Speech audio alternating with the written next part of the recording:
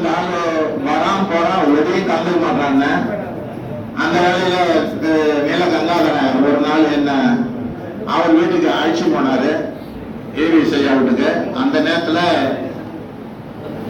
இந்த புதுச்சேரி மாநில எஸ்சி பிரிவு தலைவராக உன்னை தேர்வு பண்ண நல்லா இருக்குன்னு சில பேர் விரும்புறாங்க, உனக்கு அது என்ன விருப்பம்னு கேட்டாங்க. ஐயா நான் உட்கார வச்சு ஏவி செய்ய உங்களை மாதிரி ஒரு நல்ல உண்மையான ஆட்கள் இந்த கட்சிக்கு தேவை, உங்களை நான் பரிந்துரை பண்றேன் விரும்புறாங்க, நீங்க கொஞ்சம் இதை ஏத்துங்க.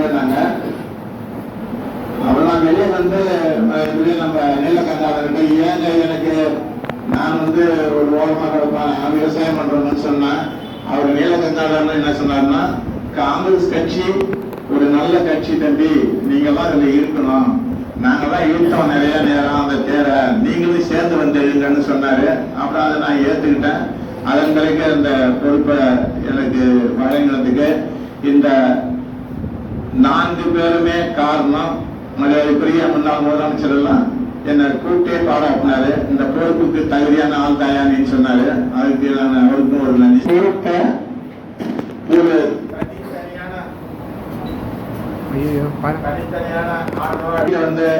ஆலோசனை கேட்டோம். கிட்டத்தட்ட 70-80 அந்த தனி இல்லத்துல அது எப்படிதான் அந்த பொறுமை வருதுன்னு தெரியல, கையாலேயே எழுதி சைன் பண்ணியிருக்காங்க. அதுக்கு நாமெல்லாம் இந்த காங்கிரஸ் கட்சிக்கு நன்றி சொல்லணும். அடுத்தது ஒரே ஒரு செய்தி மட்டும் சொல்லிட்டு விருந்தினர்கள்கிட்ட ஒரு நிமிடம் பேசிட்டு நமக்கு இந்த பொறுப்பை வழங்குவார்கள். தலித் மக்கள் இந்தியா முழுவதும் ஏன் காங்கிரஸ் கட்சியில இருக்கணும்ன்றதுக்கு ஒரு கேள்வியை கேட்டுட்டு அதற்கு விடை தெரிந்த பிறகு நாம் காங்கிரஸ் கட்சியை ஆதரிக்கின்றோம். காரணம், இன்னைக்கு அந்த காலத்திலே புரட்சியாளர் அம்பேத்கரை சட்டத்தை எழுத வச்சது காங்கிரஸ் கட்சி தான். அந்த கட்சி இந்த இவ்வளவு சௌரியம் இவ்வளவு உரிமையும் பெற்றோம். அது யார் கொடுத்ததுன்னா பண்டிதர் ஜவஹர்லால் நேரு அந்த உரிமையை அம்பேத்கருக்கு நீங்க எழுதலாம், நீங்க தான் அதுக்கு தகுதியானவர்களுக்கு சொன்னார்கள். அப்ப ஒரு சில மேல்ஜாதிகாரர்கள் அதையும் தடுத்தார்கள். அதையும் மீறி அம்பேத்கர் அதை எழுதி வெற்றி பெற்றார்.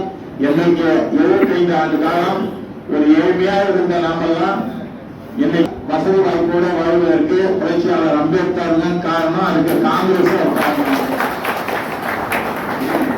அடுத்தது அகில காங்கிரஸ் கட்சியினுடைய தலைவராக இருந்த ஜவஹர்லால் ராமை துணை பிரதமர் ஆக்கினது காங்கிரஸ் கட்சி தான்.